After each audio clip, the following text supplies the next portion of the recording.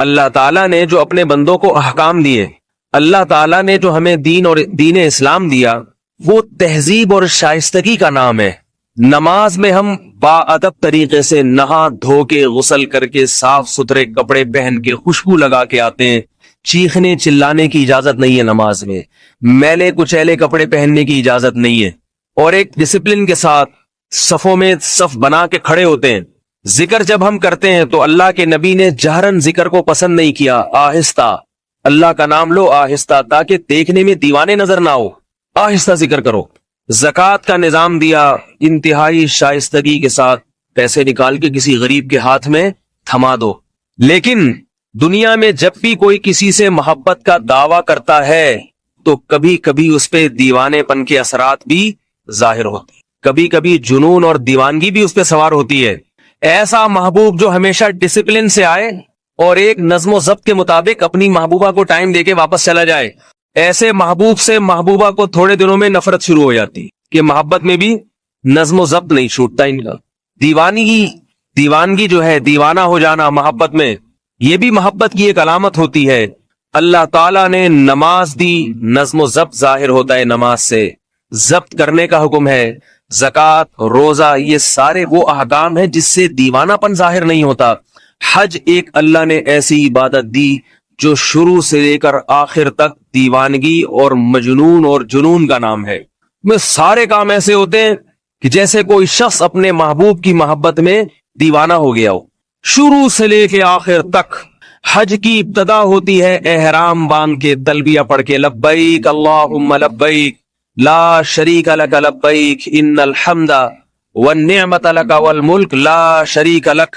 رسول اللہ صلی اللہ علیہ وسلم نے ارشاد فرمایا کہ جبریل علیہ السلام میرے پاس آئے اور مجھے حکم دیا کہ میں خود بھی اور میرے ساتھی جو میرے ساتھ حج کریں گے، عمرہ کریں گے، ان کو بھی حکم دوں کہ جب میں لبیک اللہم لبیک کہوں تو اپنی آواز کو اونچا کروں، آہستہ آواز سے نہ پڑھوں۔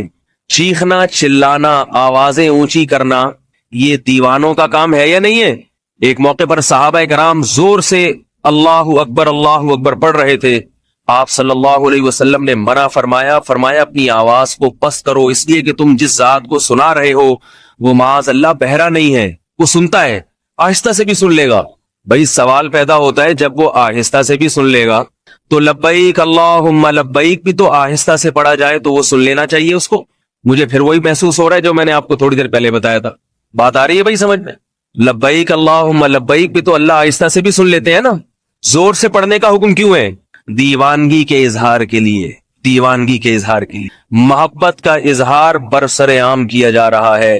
لبیک اے اللہ، میں بار بار حاضر ہوں تیرے گھر کی زیارت کے لیے، میں اپنے گھر سے نکلا، آج میں نے احرام کی پابندیوں میں آ گیا۔ احرام ایسے ہے جیسے تکبیر تحریمہ کہہ کے انسان نماز کی پابندیوں میں آ جاتا ہے، ایسے ہی حج کی تکبیر تحریمہ تلبیہ ہے، لبیک کہہ دیا میقات سے پہلے، اور اللہ نے بتا دیا کہ میرا جو گھر ہے وہ تو بیت اللہ کی چار دیواری ہے، لیکن چوکھٹ کے بھی آداب ہوتے ہیں۔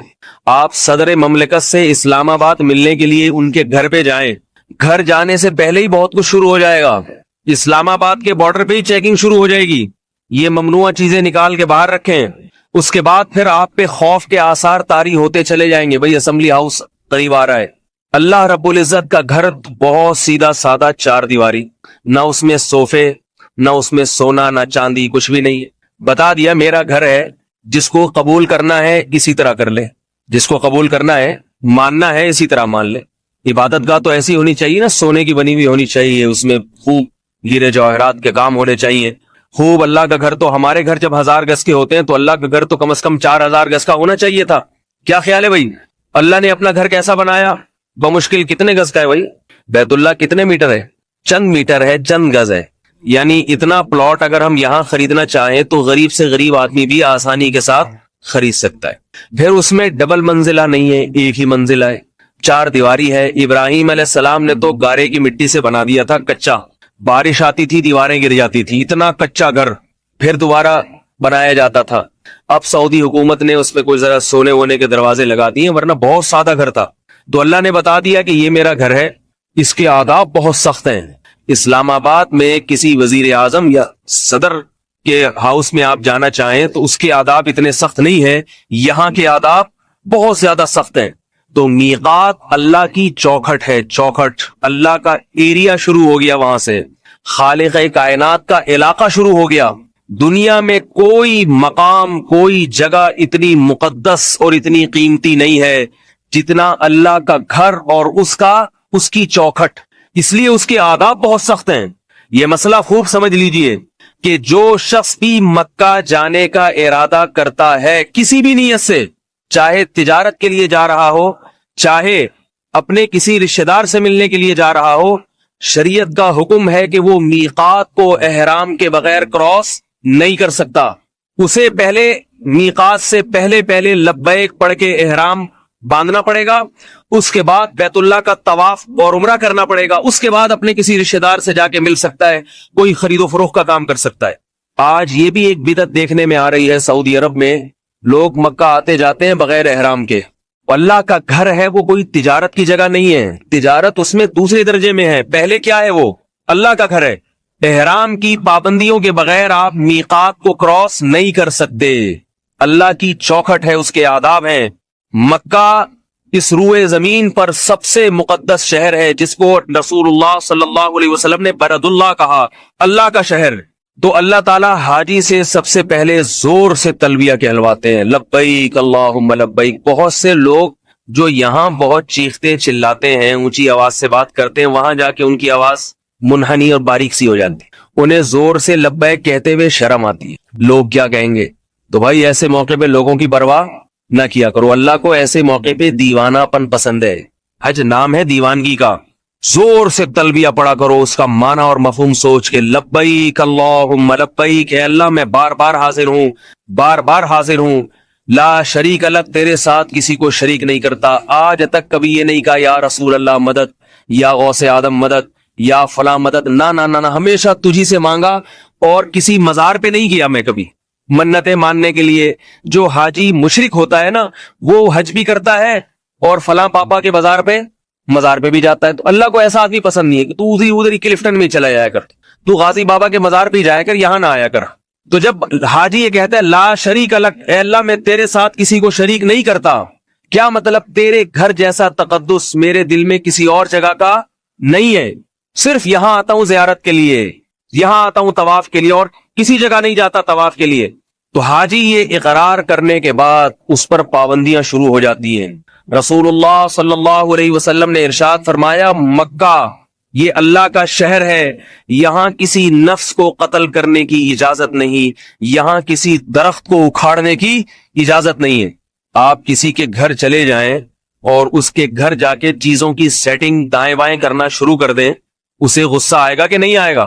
آپ گئے کسی کے گھر، دراز کھول کے دیکھ رہے ہیں، جیسے آج کل بعض لوگ کرتے ہیں، میزبان جیسے ہی اندر گیا نا، دراز کھول کے دیکھا اندر کیا پڑا ہوا ہے.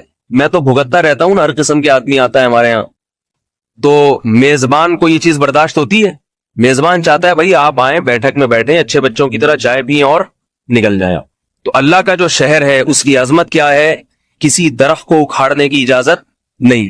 اور آج تو بیت اللہ کی حدود میں، حدود حرم میں لوگوں کے گھر مکانات بن گئے ہیں. امام ابو حنیفہ رحمہ اللہ تعالیٰ کا مذہب اور بہت سے فقہا کا مذہب یہ ہے کہ حدود حرم میں کوئی اپنی ذاتی ملکیت کی کوئی چیز نہیں بنا سکتا. جیسے مسجد اگر کوئی چاہے کہ مسجد میں کونے میں اپنا ایک ذاتی کمرہ بنا لوں، کیا اجازت ہوگی اسے؟ یہ تو وقف ہے. تو فرماتے ہیں حرم اور اس کی حدود یہ وقف ہے اللہ کے لیے. اس میں اگر کوئی کمرہ یا رہائشی چیز بنائے گا تو حاجیوں کے لیے، ذاتی نفع کے لیے نہیں بنا سکتا. جاتے ہی سب سے پہلے مجھے اس موقع پر وہ امرؤ القیس کا شعر یاد آتا ہے. امرؤ القیس ایک بہت بڑا عاشق گزرا ہے لیلا کا، اس کے اب بڑے قصے سنائے جاتے ہیں. لیلا مجنون جو تھا نا، اس کا یہ امرؤ القیس ہی تھا. تو امرؤ القیس ایک شعر کہتا ہے، امر من الدیار دیار لیلا وقبل ذا الجدار وذا الجدار وما حب الدیار شغفن قلبی ولكن حب من سکن الدیار. کہتا ہے کہ اے لوگو، میں جو لیلا کے گھر کے گرد گھومتا ہوں، چکر لگاتا ہوں، جس آدمی کو محبت ہوتی ہے نا، اس میں دیوانہ پن بھی جھلکتا ہے تھوڑا تھوڑا. ایسی محبت کہ وہ محبت آپ کی آنکھوں سے آنسو نہ نکالے اور آپ کو دیوانہ نہ بنائے، ایسی خشک محبت کسی کو پسند نہیں ہوتی. بعض عورتیں شکایت کرتی ہیں کہ ہمارے میاں اتنے نیک اتنے شریف ہیں کہ آج تک کبھی جذبات سے مغلوب ہو کے یہ نہیں کہا کہ ہمیں آپ سے محبت ہے. ایک یہ کہتے ہوئے بھی شرم آتی ہے. البتہ خرچے پورے کرتے ہیں, وقت پہ ساری چیزیں لا کے دے دیتے ہیں, سارے حقوق ساری ذمہ داریاں, مگر یہ کہ ان کی میں ایسا نہیں کبھی خوش ہو کے کوئی گفٹ دے دیں, جذبات میں آ کے کہتے ہیں آپ سے محبت ہے. ان کو یہ کہتے ہوئے شرم آتی ہے. تو یاد رکھو, جیسے دنیا میں جب کوئی کسی سے محبت کرتا ہے تو وہ چاہتا ہے میرے محبوب میں کچھ جذبات بھی ہونے چاہیے, کچھ تھوڑی سی جذباتیت بھی جھلکنی چاہیے. تو اللہ بھی یہ چاہتے ہیں کہ میرے بندوں میں کچھ محبت کے جذبات بھی ہونے چاہیے. تو امرؤ القیس جو شاعر ہے نا, وہ کیا کہتا ہے, امر من الدیاری دیاری لیلا, لوگوں میں لیلا کے در و دیوار کے قریب سے گھومتا ہوں, گشت کرتا ہوں. وقبل ذل جدارا وذل جدارا, کبھی اس دیوار کو چومتا ہوں کبھی اس دیوار کو چومتا ہوں. اب لوگوں کو تو سوال اشکال ہوگا نا, جن کے دل میں محبت نہیں ہے لیلا سے, ان کو تو اشکال ہوگا کہ اس کا دماغ خراب ہے, سارا دن گلی کے چکر لگاتا رہتا ہے اور سارا دن کبھی اس دیوار کو چوم رہا ہے کبھی اس دیوار کو چوم رہا ہے. اب جس کے دل میں لیلا سے محبت نہیں ہوگی, بتاؤ اس کو اشکال ہوگا کہ نہیں ہوگا؟ لوگ پوچھیں گے بھائی تیرا دماغ خراب ہے, کیا چاہیے تجھے؟ وہ جواب میں کہ لیلا چاہیے. تو کہ لیلا چاہنے کے لیے دیوار کو کیوں چوم رہا ہے, ادھر کیوں کھڑا ہے ادھر کیوں کھڑا ہے؟ ہمارا دور ہوتا تو ہم کہتے بھائی مس کال دے کے بلا لو, ایس ایم ایس کر لو, واٹس ایپ پہ بات کر لو, ادھر ادھر گشت کرنے کی ضرورت کیا ہے؟ اور اگر کوئی ذریعہ نہیں ہے تو جاؤ گھر جا کے آرام کرو. لیلا نے تو اپنا دیدار کرانا نہیں ہے, تو اپنا ٹائم ضائع کر رہا ہے, دھوپ میں پسینہ بہا رہا ہے, کیا فائدہ اس کا؟ تو شاعر یہی جواب دے رہا ہے, ان اشکالات کا جواب دے رہا ہے کہ لوگوں تمہیں لیلا سے محبت نہیں, تمہیں محبت کا پتہ نہیں ہے کہ محبت کیا کچھ کراتی ہے انسان سے. جس کو نہیں ہے اس کی سمجھ میں نہیں آئے گا, جس کو ہے وہ سارے یہ کام بغیر سمجھے کرنا شروع کر دے گا جو میں کر رہا ہوں.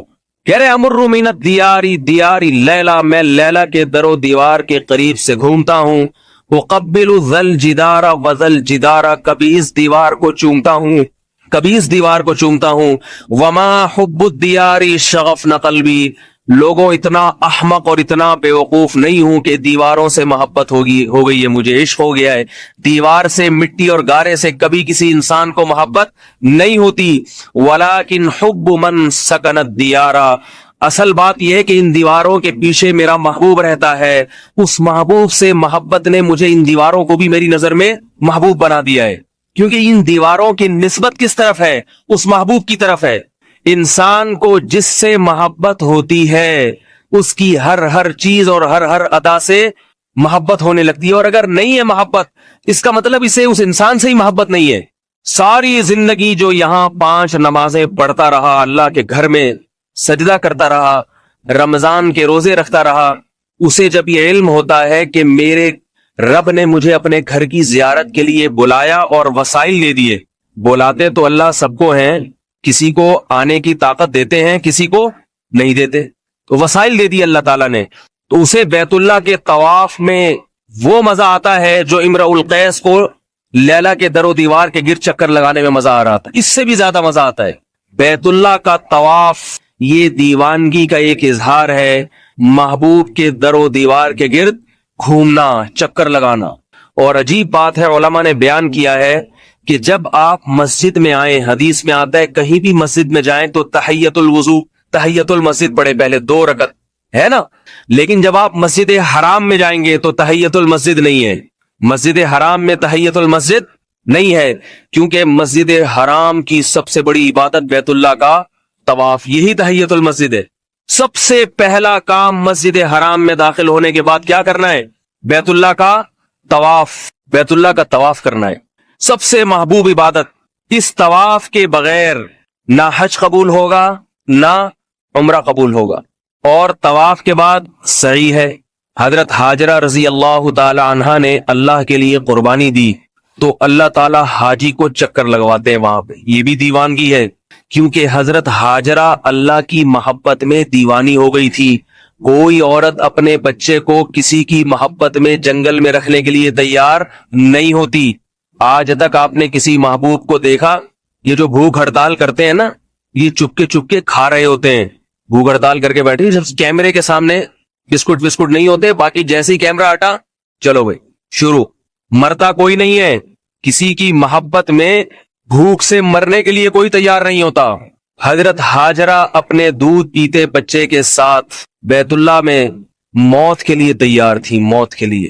حضرت ابراہیم علیہ الصلوۃ والسلام نے کیا فرمایا جب چھوڑ کر جا رہے تھے؟ تو حضرت ہاجرہ نے پوچھا, صحیح بخاری کی حدیث ہے, بار بار پوچھ رہی ہیں آپ ایسا کیوں کر رہے ہیں؟ حضرت ابراہیم علیہ السلام جواب نہیں دے رہے. فرمایا صرف یہ بتا دیں کہ یہ آپ کی طرف سے ہے یا اللہ کی طرف سے؟ تو حضرت ابراہیم نے فرمایا اللہ کی طرف سے. حضرت ہاجرہ نے فرمایا اذا لا یضیعنا, پھر اللہ ہمیں ضائع نہیں کرے گا. اللہ کو حضرت ہاجرہ کی قربانی کتنی پسند آئی. صفا اور مروہ کے پہاڑ پہ دوڑی ہیں تو حاجی کا حج قبول نہیں ہوتا. محمد صلی اللہ علیہ وسلم بھی صفا اور مروہ کے پہاڑ پہ دوڑے ہیں, حضرت ابو بکر بھی دوڑے ہیں, حضرت عمر بھی دوڑے, حضرت عثمان بھی, حضرت علی بھی, عبداللہ ابن مسعود بھی, عبداللہ ابن عمر بھی, بڑے بڑے صحابہ, تابعین, امام ابو حنیفہ بھی, امام شافعی بھی, امام احمد ابن حنبل بھی, امام مالک بھی, امام بخاری بھی, امام مسلم بھی, جنید بغدادی بھی, شیخ عبد القادر گیلانی بھی. کوئی ولی اللہ ایسا نہیں ہے جو بیت اللہ کی زیارت کے لیے گیا ہو اور حضرت ہاجرہ کی طرح پہاڑ پہ اس نے دوڑ نہ لگائی ہو, کیونکہ اس کو معلوم ہے کہ میرا حج اور عمرہ قبول نہیں ہوگا جب تک کہ میں یہاں چکر نہیں لگاؤں گا. کیوں میرے بھائی؟ اللہ بتاتے ہیں کہ اللہ کے ہاں قربانی کی قدر ہے, قربانی کی. ایک عورت نے اللہ کی خاطر اپنی اور اپنے بچے کی قربانی دی, اللہ نے اس کی قربانی کو کیسا اللہ نے اس کی قربانی کی قدر کی ہے. تو بیت اللہ جب صفا اور مروہ کی بھاجی دوڑ لگاتا ہے, چکر لگاتا ہے, اس کے دماغ میں یہ تصور ہونا چاہیے اور یہی تصور رکھ کر اس کو وہاں دعا مانگنی چاہیے. طواف کے دوران کوئی مسنون دعا نہیں ہے, کوئی مسنون عبادت نہیں ہے, طواف خود ایک عبادت ہے. لیکن صفا اور مروہ پہ چکر لگا کے جب آپ کنارے پر پہنچتے ہیں, رسول اللہ صلی اللہ علیہ وسلم نے اس موقع پر بہت لمبی لمبی دعائیں مانگی ہیں. ہم نے اپنے بزرگوں کو, اکابر کو دیکھا ہے اور سنا ہے کہ صفا اور مروہ پہ اتنی زیادہ دعائیں مانگتے ہیں کہ جب تک ان کی ٹانگوں میں درد نہیں ہو جاتا اور چکر آ کے گرنے نہیں لگتے اس وقت تک وہ دعا مانگنا ختم نہیں کرتے. کیوں؟ وہاں اللہ کو یہ واسطہ دیا جاتا ہے کہ اے اللہ یہ معمولی مقام نہیں ہے, یہاں تیری ایک بندی نے بہت بڑی قربانی دی تھی. اور دیکھو اللہ کی حکمت دیکھو. اللہ چاہتے حضرت ہاجرہ نے جب قربانی دی, ابراہیم علیہ السلام انہیں چھوڑ کر آ گئے, اللہ اسی وقت پانی کا چشمہ پیدا کر سکتے تھے کہ نہیں کر سکتے تھے؟ قربانی تو ہو گئی, شوہر تو چلا گیا چھوڑ کے, ہو گئی قربانی, یقین آ گیا اللہ کو کہ بس یہ موت کے لیے تیار ہیں. لیکن اللہ نے حضرت ہاجرہ کو پریشانی میں ڈالا, چکر لگوائے ان سے. کیوں؟ اللہ بھی اپنے بندوں سے جذباتی محبت کرتے ہیں, اللہ بھی اپنے بندے کو تھوڑا تڑپانا چاہتے ہیں, اللہ بھی اپنے محبوب کو تھوڑا سا تکلیف میں ڈالنا چاہتے ہیں. کیوں؟ اللہ بھی یہ دیکھنا چاہتے ہیں کہ میری محبت میں یہ ذرا دیوانہ تو ہو, پاگلوں کی طرح دوڑے تو صحیح. اللہ کو بھی مزہ آتا ہے اس سے, اللہ بھی یہ منظر دیکھ کر خوش ہوتے ہیں. ورنہ اللہ کے لیے کوئی مشکل نہیں تھا, ادھر حضرت اسماعیل نے رونا شروع کیا, ادھر اللہ تعالیٰ چشمہ پیدا کر دیتے. 7 چکر لگوائے اللہ نے حضرت ہاجرہ سے صفا اور مروہ کی پہاڑی پر, اور ان کے صبر کا امتحان بھی لیا اور ان کو آزمایا, ان کو رلایا, ان کو پریشان کیا. اس کے بعد اللہ نے زمزم کا چشمہ جاری کر دیا. 4000 سال گزر گئے ہیں, وہ چشمہ رکنے کا نام نہیں لے رہا. بتاؤ دنیا میں کوئی ایسا چشمہ جو اتنے پریشر سے پانی پھینک رہا ہو, اتنی طاقت اور قوت کے ساتھ؟ کوئی ہے دنیا میں ایسی ٹیوب ویل, کوئی ہے ایسا چشمہ اتنی طاقت کے ساتھ زمزم پانی پھینک رہا ہے کہ سعودی گورنمنٹ عاجز آ جاتی ہے. اگر وہ کنواں خالی کرنا چاہے وہ کنواں خالی نہیں ہوتا. اور 1 سال 2 سال 3 سال نہیں, 4000 سال گزر چکے ہیں اس واقعے کو. اتنا پانی حکومت سعودیہ وہاں سے سپلائی کر رہی ہے, اتنا پانی. ٹینکر کے ٹینکر بھر کے مدینہ جاتے ہیں, وہاں بھی آپ کو زمزم ملے گا. مسجد حرام میں ہل کولر میں آپ کو زمزم ملے گا. نکال کے دوسرے ملکوں میں لے جانے والے لاکھوں ہیں, ہر سال لاکھوں حاجی حج, ہر سال لاکھوں عمرہ کرتے ہیں. کتنے وہاں پیتے ہیں, کتنا لے جاتے ہیں, مگر زمزم ہے کہ اس کی روانی اور اس کی طغیانی تھمنے کا نام نہیں لے رہی. اسی کو اللہ نے قرآن میں فرمایا فیہ آیات بینات, تم جب بیت اللہ میں داخل ہوگے تمہیں وہاں اللہ کی اور اسلام کی حقانیت کی واضح نشانیاں نظر آئیں گی. اور پانی کتنا صحت کے لیے مفید ہے, وہ کتنا مفید. رسول اللہ صلی اللہ علیہ وسلم نے ارشاد فرمایا کہ مومن زمزم کا پانی پیٹ بھر کے پیتا ہے. مومن زمزم کا پانی پیٹ بھر کے پیتا ہے. کافر پیے گا 2-4 گھونٹ پیے گا, رکھ دے گا. مومن کیسے پیتا ہے؟ پیٹ بھر کے. کیوں؟ مومن کو اس پانی سے محبت ہے. وہ یہ پانی اس لیے نہیں پیتا کہ پیاس لگ رہی ہے, وہ یہ پانی اس لیے پیتا ہے کہ پلانے والا کون ہے؟ اللہ ہے. یہ اللہ نے اپنی حاجیوں کے لیے اور عمرہ کرنے والوں کے لیے خاص اللہ کی طرف سے پیشکش ہے، یہ بھر کے پیتا ہے وہ پانی۔ دوسری قربانی جو اللہ نے وہاں لی وہ حضرت ابراہیم علیہ السلام سے اپنے بیٹے کی قربانی مینا میں۔ اس قربانی کا انداز بھی بہت نرالا، اللہ حاجیوں کو وہ یاد بھی تازہ کرواتے ہیں۔ ہم تو یہاں بقرعید میں صرف ایک جانور ذبح کر کے یاد تازہ کر لیتے ہیں نا، لیکن حاجیوں کے لیے جو اللہ نے رکھا ہے پورا حساب کتاب۔ ابراہیم علیہ السلام یہاں سے چلے تھے اپنے بچے کو لے کر، یہاں شیطان نمودار ہوا اور حضرت ابراہیم کو اس نے بہکایا۔ کیا بہکایا؟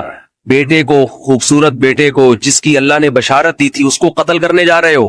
پھانسی گھاٹ کی طرف جب کسی مجرم کو لے جایا جاتا ہے تو ذرا اس کا منظر کسی سے پوچھا کریں کیا حالت ہوتی ہے۔ موت کے منہ میں جانا آسان نہیں، اور موت کے لیے اپنی اولاد کو لے جانا اس سے بھی زیادہ مشکل۔ حضرت ابراہیم علیہ السلام کے علم میں یہ بات قطعاً نہیں تھی کہ اللہ اس بیٹے کو ذبح ہونے سے بچا لیں گے۔ بچے کو انگلی پکڑ کے لے جا رہے ہیں۔ فلما بلغ معہ السعی، قرآن کہتا ہے جب بچہ انگلی پکڑ کے باپ کے ساتھ چلنے کے قابل ہوا، اس وقت ابراہیم علیہ السلام کو خواب آیا اسے ذبح کر دو۔ یہ نقطہ قرآن نے کیوں بیان کیا کہ بیٹے سے باپ کی محبت اس وقت جوش مارتی ہے جب بیٹا باپ کے ساتھ انگلی پکڑ کے چلنے کے قابل، اب اس کے ساتھ محفلوں میں جانا شروع ہوتا ہے۔ جب تک اس سے چھوٹا تھا تو وہ ماں کی آنکھوں کا تارا ہوتا ہے، باپ تو اسے دور کرتا ہے۔ دیکھا ہوگا نا اپنے باپ بچے کو پیار کرتا ہے، جیسے بچے نے کچھ کیا لو بھائی اماں کو پکڑا دو، ٹینشن کون پالے؟ ماں پالے۔ لیکن جب وہ کیا ہوتا ہے، بچہ انگلی پکڑ کے باپ کے ساتھ چلنے کے قابل ہوتا ہے، پھر باپ کی آنکھوں کا تارا بنتا ہے۔ اللہ فرماتے ہیں فلما بلغ معہ السعی، جب وہ بچہ انگلی پکڑ کے باپ کے ساتھ چلنے کے قابل ہوا، محفلوں میں جانے کے قابل ہوا، تو اللہ تعالیٰ نے ابراہیم علیہ السلام کو 3 دفعہ خواب دکھایا، عرفہ کے دن اور بقرعید کے دن، اور اس سے ایک دن پہلے 8 ذی الحجہ کو 3 خواب آئے کہ اس بیٹے کو اللہ کے نام پہ ذبح کر دو۔ ابراہیم علیہ السلام جس مقام جب گئے ہیں جہاں چھوٹا شیطان، درمیانی شیطان، بڑا شیطان، یہ چھوٹے بڑے درمیانی نہیں تھے، یہ شیطان ایک ہی تھا۔ لوگ سمجھتے ہیں یہ ذرا کم کوالٹی والا شیطان ہے، یہ تھوڑا سا مہنگا والا ہے، یہ زیادہ بہکاتا ہوگا، یہ تھوڑا سا جاپان سے منگوایا ہوگا، یہ والا شیطان یہ زیادہ خطرناک ہے۔ یہاں 2 غلط فہمیاں ہیں، ان کا ازالہ کر دینا چاہیے۔ ایک تو یہ کہ چھوٹا بڑا شیطان صرف ایک علامت کے طور پہ، کیونکہ وہ تینوں ایک ہی جیسے ہیں تو خلط ملط نہ ہو جائے، یہ اس لیے بیان کیا جاتا ہے۔ دوسری بات یہ کہ وہاں شیطان عملی طور پر موجود نہیں ہے، وہ پتھر ہے جو تبدیل ہوتا رہتا ہے، وہ ایک نشانی ہے پتھر کی، یہاں تھا شیطان تاکہ رمی کرنے میں آسانی ہو۔ لوگ اس پتھر ہی کو شیطان سمجھنا شروع کر دیتے ہیں۔ سمجھ رہے ہیں بات کو؟ لوگ کیا کرتے ہیں، لوگ سمجھتے ہیں کہ یہ پتھر جو ہے نا یہی شیطان ہے، وہ شیطان نہیں ہے پتھر، بلکہ وہاں شیطان نمودار ہوا تھا حضرت ابراہیم علیہ الصلوۃ والسلام کو بہکانے کے لیے۔ حضرت ابراہیم نے شیطان کو کنکریاں ماری، کنکریاں، دوبارہ نمودار ہوا، دوبارہ کنکری ماری، تیسری دفعہ نمودار ہوا، تیسری دفعہ کنکری ماری، اور مینا میں اپنے بیٹے کو لے جا کے لٹا دیا۔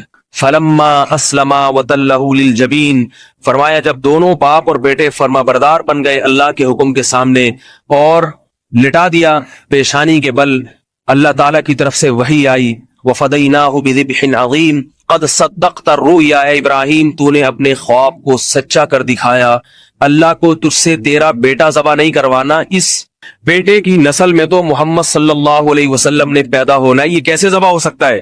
یہ بیٹا ذبح نہیں ہو سکتا، یہ تو دعاؤں سے آپ کو دیا گیا ہے۔ ابراہیم علیہ السلام نے بیت اللہ کی تعمیر کے وقت دعا مانگی تھی کہ میری نسل میں ایسے پیغمبر کو پیدا کر، یتلو علیہم آیاتک ویعلمہم الکتاب والحکمہ، جو تیری آیات ان کو پڑھ کے سنائے اور کتاب و حکمت کی ان کو تعلیم دے۔ اس کی نسل میں اس پیغمبر نے آنا ہے، یہ بیٹا ذبح ہونے والا نہیں ہے۔ سب سے زیادہ برکت اسی بیٹے کی نسل میں ہوگی۔ اس سے پتہ چلتا ہے میرے بھائی، اللہ کے لیے جو قربانی دیتا ہے، جس چیز کی قربانی دے گا اللہ اس کی اسی چیز میں سب سے زیادہ برکت دیں گے۔